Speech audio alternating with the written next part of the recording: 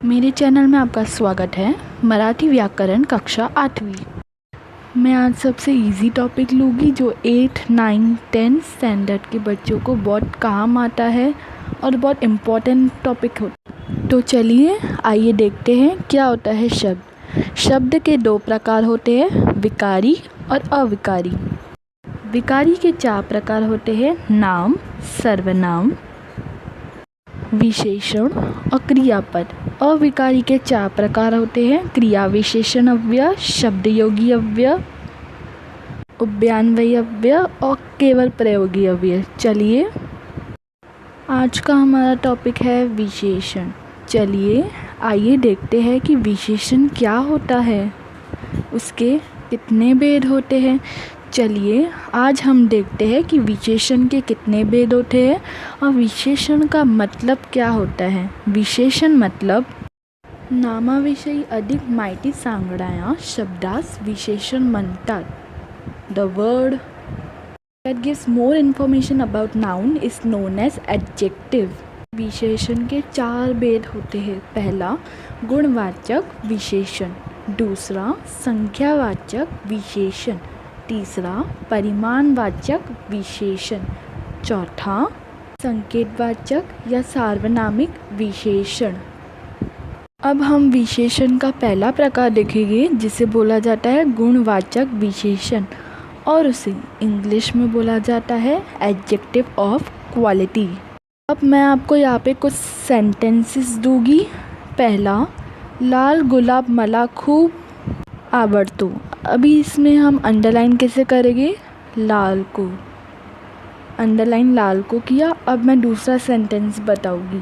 शूर लक्ष्मीबाईची सर्वोनी कौतुक केले। अभी इसमें अंडरलाइन कैसे करेंगे, शूर को। तीसरा सेंटेंस, आंधळा सूरदास हा उत्तम कवि होता। आंधळा सूरदास हा उत्तम कवि होता।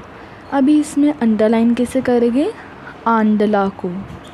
चलिए देखते हैं हमने इसे अंडरलाइन क्यों किया है। वरील वाक्यांत रेखांकित शब्द अंडरलाइन वर्ड्स विशेषणे आहेत, जैसे लाल गुलाबांचा रंग, शूर लक्ष्मीबाईचा गुण, आंधळा सूरदासाची सारी कमतरता।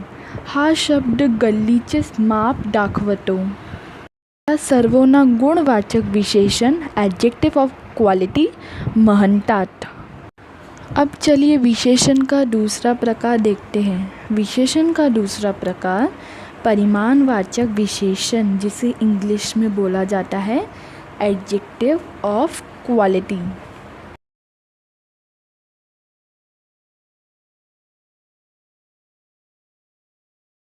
अब मैं आपको कुछ सेंटेंसेस बताऊंगी परिमाणवाचक विशेषण के। चहा पाण्यासाठी 5 किलो साखर लागली। अभी इसमें अंडरलाइन किसको किया गया है, 5। दूसरा सेंटेंस देखेंगे, रात्रि में थोड़ा बाटच खाईन। थोड़ा, इधर थोड़ा को अंडरलाइन किया गया है। अब मैं आपको इसका मतलब बताऊंगी इसे अंडरलाइन क्यों किया गया है। हा अंडरलाइन शब्दामध्ये साखर, थोडा, बाट व संपत्ती या नामांचे परिमाण सांगतात, यांना परिमाणवाचक विशेषण म्हणतात। परिमाणवाचक यानी 2 प्रकार होतात। पहला निश्चित परिमाणवाचक विशेषण, दूसरा अनिश्चित वाचक परिमाणवाचक विशेषण। निश्चित म्हणजे मोजणी करतात येते, अनिश्चित म्हणजे मोजणी करतात येत नाही। उदाहरण, निश्चित 5 किलो साखर, 5 किलो अंडरलाइन केला, हे निश्चित होता। अनिश्चित वाक्य, सारी संपत्ति, सारी अनिश्चित। विशेषण का तीसरा प्रकार संख्यावाचक विशेषण, जिसे इंग्लिश में बोला जाता है एडजेक्टिव ऑफ नंबर, जो परफेक्ट नंबर दिया जाता है। इसके थोड़े से हम वाक्य पढ़ लेंगे। पहला, एका मोडेत 25 मणी आहेत। दूसरा, हजारों पक्षी आकाशात उड़ला। अभी इसमें से अंडरलाइन कौन से शब्द को होगा, पहले वाक्य में 25 को अंडरलाइन करेगी और दूसरे वाक्य में हज़ारों को अंडरलाइन करेगी। वरील वाक्यात रेखांकित शब्द अंडरलाईन वर्ड्स विशेषण म्हणतात. ते मणी, पक्षी, दिवस, डब्बा या नामांची संख्या दाखवतात तेव्हा संख्यावाचक विशेषण म्हणतात. ॲडजेक्टिव्ह ऑफ नंबर्स तेव्हा म्हणतात. ते दो प्रकारचे होते. पहला निश्चित संख्यावाचक एंड दूसरा अनिश्चित संख्यावाचक. अब इसका उदाहरण देखेंगे हम. निश्चित संख्यावाचक का उदाहरण है एक डब्बा. अंडरलाइन कैसे करेंगे? एक, वो निश्चित है. अनिश्चित वाक्य का उदाहरण हज़ारों पक्षी. हज़ारों को अंडरलाइन किया जाएगा. चलिए आगे.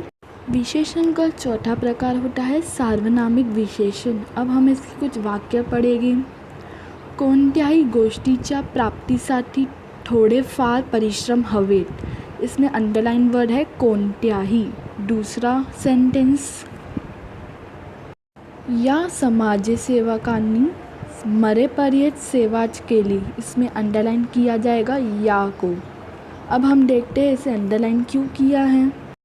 दिलेल्या वाक्यांतील रेखांकित शब्द अंडरलाइन वर्ड्स विशेषण म्हणतात.